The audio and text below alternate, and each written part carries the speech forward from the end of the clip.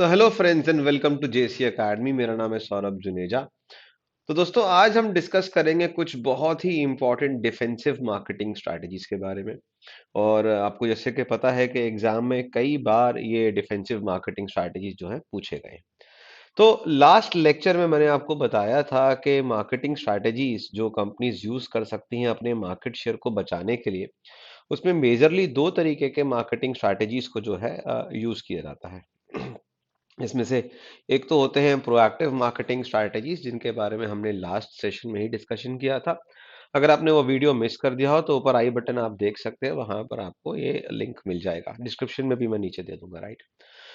तो proactive marketing strategies के अलावा कंपनीज जो है एक डिफेंसिव मार्केटिंग स्ट्रैटेजीज को भी यूज कर सकती है। यानी कि डिफेंड करना है अगर अपने मार्केट शेयर को, तो कुछ डिफेंसिव मार्केटिंग स्ट्रैटेजीज को यूज किया जा सकता है। तो चलिए इन डिफेंसिव मार्केटिंग स्ट्रैटेजीज के बारे में जानकारी लेते हैं। और इससे पहले हम आगे बढ़े, आपसे रिक्वेस्ट है कि अगर आपने अभी तक इस चैनल को लाइक शेयर सब्सक्राइब नहीं किया तो बिल्कुल कर लीजिए, बेल आइकन दबा दीजिए। और आप मेरे इस टेलीग्राम चैनल को भी ज्वाइन कर सकते हैं अगर आप किसी भी बैंकिंग के स्पेशलिस्ट ऑफिसर, खासतौर पे मार्केटिंग ऑफिसर के जॉब के लिए अगर आप तैयार कर रहे हैं, तो ये चैनल आपके लिए बहुत ही हेल्पफुल रहेगा। तो सबसे पहले देखते हैं कि एक डिफेंसिव मार्केटिंग होती क्या है, या कब कंपनीज को डिफेंसिव मार्केटिंग स्ट्रैटेजी यूज करना चाहिए। So it is important for market leaders not to leave any major flanks expose. Flank से यहाँ पर हमारा मतलब है वो एरिया जहाँ पर कंपनी का फोकस उतना अच्छा नहीं है, जहाँ पर वीक एरियाज हो सकते हैं, जहाँ पर कॉम्पिटिटर आसानी से अटैक कर सकता है। तो मार्केट लीडर्स के लिए ये ज़रूरी है कि अपने अपना बचाव करके चलें और कोई भी ऐसा लूप होल या वीक एरिया ना छोड़ें जहां पर कॉम्पिटिटर्स हावी हो जाएं और उनके मार्केट शेयर को ईट अप कर जाएं। So the aim of defensive strategy is to reduce the probability of attack, divert attacks to less threatened areas and then lessen their intensity. तो डिफेंसिव स्ट्रैटेजीज का जो मेजर ऑब्जेक्टिव या M है कि भाई अटैक की प्रोबेबिलिटी को या तो कम कर दें, अटैक जो हमारे ब्रांड या हमारे पोजीशनिंग की तरफ आ रहा है, हमारे मार्केट पोजीशन, हमारे मार्केट शेयर की तरफ आ रहा है, उसको कहीं से डाइवर्ट कर दें, या फिर जो है उसकी इंटेंसिटी को हम कम कर दें। तो जो भी बिजनेसेस डोमिनेंट हैं, जिनके पास अच्छा खासा मार्केट शेयर है, वो 6 तरीके से डिफेंस स्ट्रैटेजीज को फॉलो कर सकते हैं। अब ये 6 डिफेंस स्ट्रैटेजीज कौन कौन सी हैं जो हम डिस्कस करेंगे। सबसे पहला है एक पोजीशन डिफेंस स्ट्रैटेजी। दूसरा स्ट्रैटेजी जो डिस्कस करेंगे हम होगा फ्लैंक डिफेंस स्ट्रैटेजी। तीसरा स्ट्रैटेजी जो हम डिस्कस करेंगे वो होगा प्रीएम्प्टिव डिफेंस स्ट्रैटेजी। चौथा स्ट्रैटेजी जो हम डिस्कस करेंगे वो होगा काउंटर ऑफेंसिव डिफेंस स्ट्रैटेजी।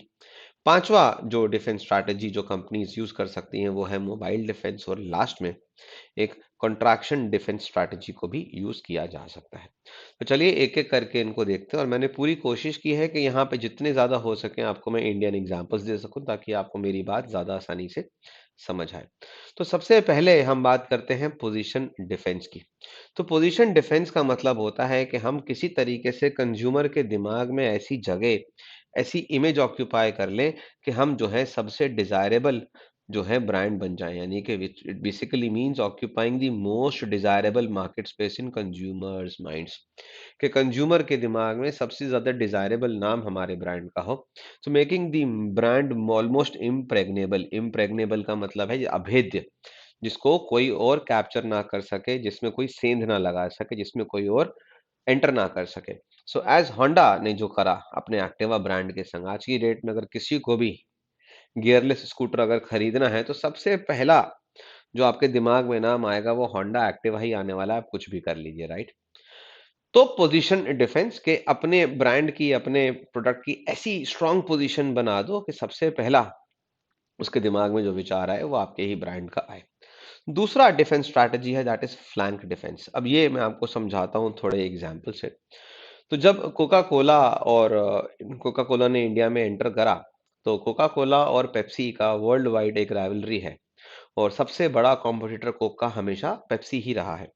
तो कोक ने जब देखा कि इंडियन मार्केट में पेप्सी मुझसे पहले आके बैठा हुआ है और इंडिया में कोक पेप्सी के बाद में आया, तो कोका कोला ने रियलाइज किया कि भाई इस तरीके से तो जितना बहुत मार्केट शेयर हम लेंगे वो पेप्सी सारा का सारा ले जाएगा। तो कोक ने क्या किया, अपने आप को प्रोटेक्ट करने के लिए फ्लैंक डिफेंस स्ट्रैटेजी का यूज किया। कोक ने पार्ले के कुछ ब्रांड्स थे जैसे कि थम्स अप, लिम्का और माजा, इनको एक्वायर करा और उसके बाद इन ब्रांड्स को यूज किया एक फ्लैंक डिफेंस के तहत। यानी कि जहां पर क्या होता है, जो मार्केट लीडर होता है ना, वो अपने आउटपोस्ट इरेक्ट कर लेता है। यानी कि इस तरीके से समझिए, जैसे कि शतरंज के जब हम चाल चलते हैं, या जब हम शतरंज का गेम खेलते हैं, तो प्यादे हम आगे लगा देते हैं, राइट। तो राजा को बचाने के लिए या बड़े बड़े इंपॉर्टेंट मोहरों को बचाने के लिए हम क्या करते हैं, प्यादों को आगे लगा देते हैं। तो इसी तरीके से कोई कंपनी क्या कर सकती है, अपने मेजर या वीक प्रोटेक्ट करने के लिए, वीक एरियाज को प्रोटेक्ट करने के लिए क्या कर सकती है, सपोर्ट ले सकती है बाकी ब्रांड्स का। So in this particular case a market leader should direct outpost to protect a weak front और support a possible counter attack. अगर हम वापस से काउंटर अटैक अटैक कर रहे हैं, तो उसको सपोर्ट करने के लिए हमें कुछ ब्रांड्स चाहिए, या फिर जो है हम अपने वीक एरियाज को प्रोटेक्ट करने के लिए भी हम कुछ ब्रांड्स को खड़ा कर सकते हैं। तो कोका कोला ने थम्स अप, लिम्का और माजा जैसे ब्रांड्स को यूज किया है काफी ज्यादा अच्छे तरीके से, and played strategic offensive and defensive roles. आपने देखा होगा, पीछे एक कैंपेन चला था, ठंडा मतलब कोका कोला, ठंडा मतलब कोका कोला, लेकिन थम्स अप को भी आगे रखा गया, राइट। और पेप्सी को हेड ऑन लिया थम्स अप ने, और पीछे से कमान संभाली लिम्का ने, क्योंकि पेप्सी के पास कोई भी ऐसा ब्रांड नहीं है जो लिम्का को टक्कर दे सके। तो मिरिंडा लेमन बाद में आया, लेकिन लिम्का ने जो है डिफेंसिव एक रोल प्ले करा। साथ में माजा भी हेल्प करता है, और इस तरीके से इन्होंने क्या किया, कोका कोला ने तीन अलग अलग ब्रांड्स को यूज करा, कहीं अटैक करने के लिए, कहीं ऑफेंस करने के लिए, तो कहीं डिफेंसिव रोल प्ले करा। फ्लैंक डिफेंस मतलब कि अपने मेजर कोर वल्नरेबल ब्रांड्स को बचाने के लिए आउटपोस्ट लगाएं और बाकी के ब्रांड्स का सहारा लें। उसके बाद आता है अगला तीसरा स्ट्रैटेजी, जो कि है pre emptive defence. Pre emptive से ही आप समझ जाएंगे, it is a more aggressive way to defend, it is to attack first. तो भैया, अगर आपको डिफेंड करना है, तो एक बेहतर तरीका है कि दूसरे के अटैक करने से पहले हम ही अटैक कर दें। तो एक तरीके का अग्रेसिव तरीका हो गया, डिफेंड करने के लिए अटैक कर दो। सो एक तरीका यह है कि हम स्कैटर्ड गुरिल्ला एक्शंस लगा सकते हैं पूरे मार्केट में। कहीं किसी कॉम्पिटिटर को हिट कर दिया वीक एरिया में, कहीं कोई गुरिल्ला एक्टिविटी कर दी, कहीं कोई ऐसा काम करा कि कॉम्पिटिटर थोड़ा सा ऑफ बैलेंस हो गया। एक तरीका तो ये किया जा सकता है कि आप छुटपुट छुटपुट तरीके से गुरिल्ला एक्शंस के चलते, अलग अलग इनोवेटिव आइडियाज के चलते, एक तरीके से छापामारी वाला तरीका है, धीरे धीरे स्कैटर्ड तरीके से आप कुछ कुछ मार्केटिंग एक्टिविटीज करते रहें। दूसरा तरीका ये है, that is to achieve broad market enveloping that signals competitors not to attack. यानी कि हम मार्केट को ऐसे तरीके से कवर कर लें कि कॉम्पिटिटर सोच ही नहीं पाए कि इतनी बड़ी कवरेज को हम कैसे करेंगे। एक बेहतरीन एग्जांपल है स्टेट बैंक ऑफ इंडिया। आज की डेट में state bank of India Hindustan का सबसे बड़ा बैंक है, और 62,600 से ज्यादा तो उसके जो है एटीएम्स है, 22,000 से ज्यादा उसके रिटेल ब्रांचेस हैं।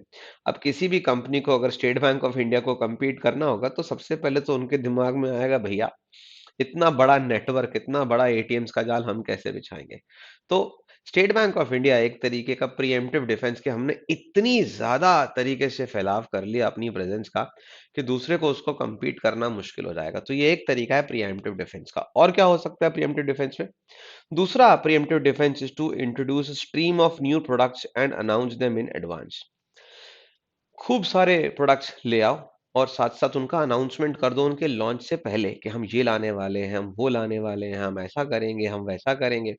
और अगर ये बड़ी कंपनी करे, तो जो बाकी के कॉम्पिटिटर्स हैं, वो थोड़ा सा बैकफुट पे आ जाते हैं कि अरे, इनकी तो ये वाली गाड़ी लॉन्च होने वाली है, इनका तो ये वाला ब्रांड आने वाला है, तो हमको अब दोबारा से काम करना पड़ेगा, right.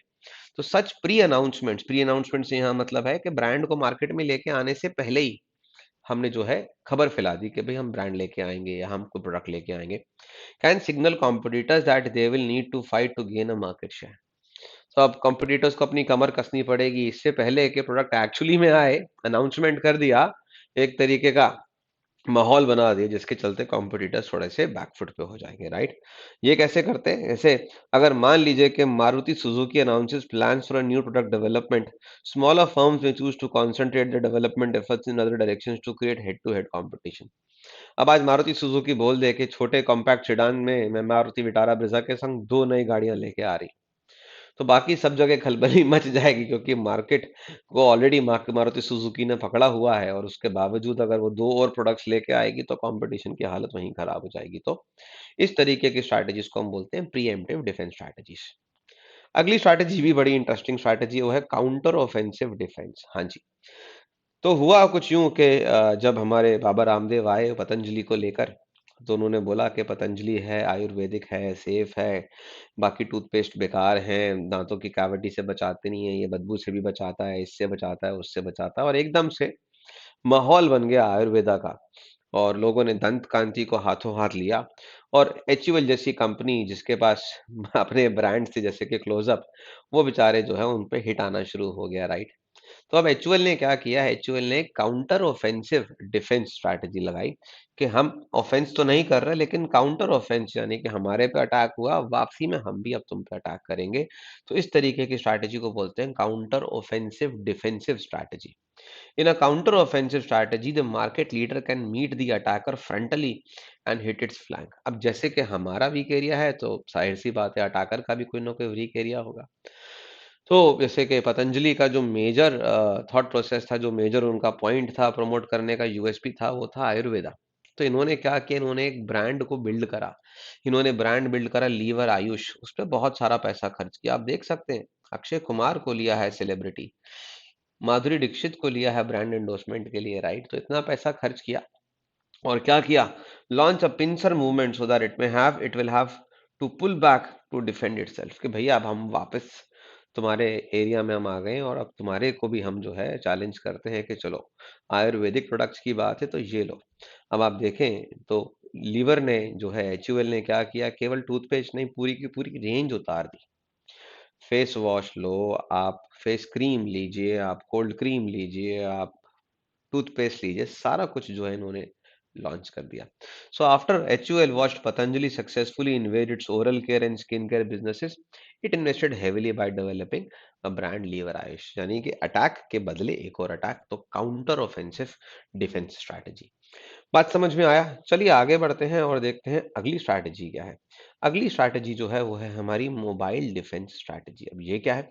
In mobile defence the leader stretches its domain over new territories through market broadening and market diversification. तो हम क्या करता है, जो मार्केट लीडर है, डिफेंस करने के लिए क्या करता है, अपने आप अपना रीच जो है अलग अलग टेरिटरीज में फैलाता है। So market broadening shifts the companies focus from current product to underlying generic needs, यानी कि करंट प्रोडक्ट से जो है जेनेरिक नीड्स की तरफ। तो एक एग्जांपल है, यानी कि जो बीपी यानी कि ब्रिटिश पेट्रोलियम कंपनी है एक, बीपी वर्ल्ड वाइड काफी बड़ा कंपनी है ब्रिटिश पेट्रोलियम। तो वो क्या करता है, पहले तो पेट्रोलियम कंपनी था, लेकिन इन्होंने जो है अपने आप को एक तरीके से रीपोजिशन किया। So petroleum company such as BP sought to recast themselves as energy companies. तो बीपी अपने आप को पेट्रोलियम कंपनी नहीं बोलता, वो बोलता है कि हम तो एनर्जी कंपनीज हैं।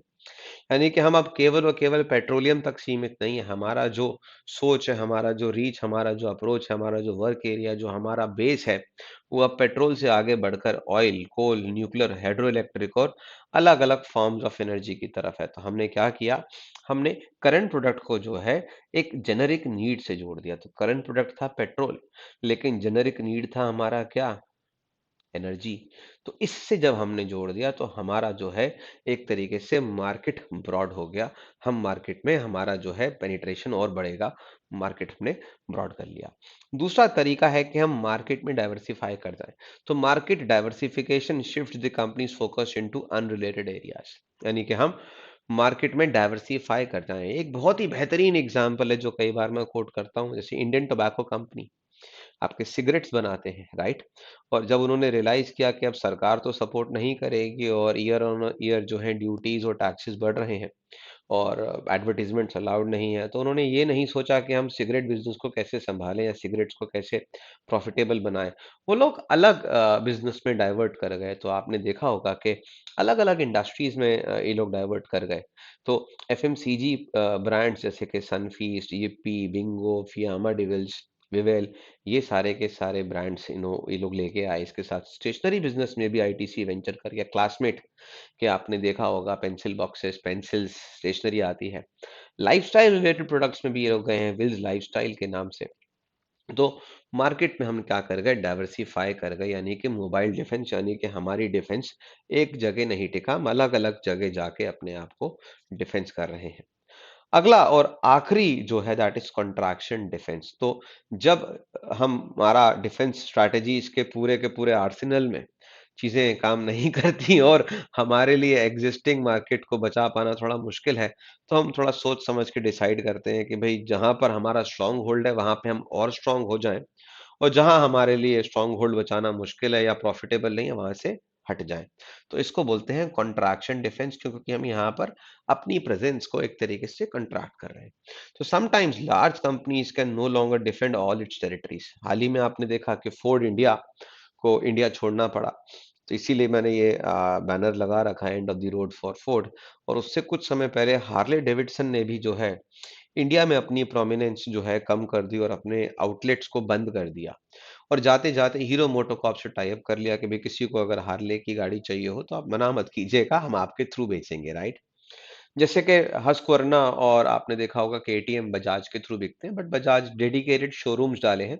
तो हार्ले डेविडसन ने भी कुछ इस तरीके का एग्रीमेंट जाते जाते जो है हीरो मोटो के संग किया। So in planned contraction also called a strategic withdrawal. तो अगर दूसरी नाम पूछा जाए कि कॉन्ट्रैक्शन डिफेंस को और क्या बोला जाएगा, उसको हम स्ट्रेटेजिक विड्रॉल स्ट्रैटेजी भी बोल सकते हैं। वहां पे क्या होता है, they give up weaker markets and reassign resources to stronger ones, यानी कि आपने वीकर मार्केट्स को जो है गिव अप कर दिया, और जो हमारे बाकी के रिसोर्सेज वहां से निकलेंगे जो हमको मिलेंगे उसको हम बाकी जगह यूटिलाइज करेंगे। तो ये कुछ एग्जाम्पल्स हैं जो मैंने आपको दिए। तो दोस्तों अगर आपको ये लेक्चर आया हो पसंद तो इस चैनल को बिल्कुल करिए सब्सक्राइब, बेल आइकन जरूर दबाइए, और इस वीडियो को भी शेयर कर सकते हैं अपनी और अपने फ्रेंड्स की नॉलेज को एनहांस करने के लिए, राइट। और मार्केटिंग ऑफिसर के अपकमिंग एग्जाम के लिए कंप्लीट वीडियो कोर्स अवेलेबल है। 45 आवर्स से ज़्यादा का वीडियो कंटेंट है, लेक्चर्स के पीडीएफ नोट्स आपको मिलेंगे ही मिलेंगे। सारे के सारे लेक्चर्स इंग्लिश मीडियम में आपको मिलेंगे, easy to understand English language में। डाउट्स के लिए भी प्रावधान है और इंटरव्यू गाइडेंस भी आपको मिलेगी। 1500 से ज़्यादा एमसीक्यूज का कलेक्शन भी आपको मिलेगा। Do check out the link and you can also use the coupon code JC30, यहाँ लिख दे रहा हूँ मैं। और नीचे भी जाके आप डिस्क्रिप्शन में जो है डिटेल्स और कोर्स का लिंक चेकआउट कर सकते हैं।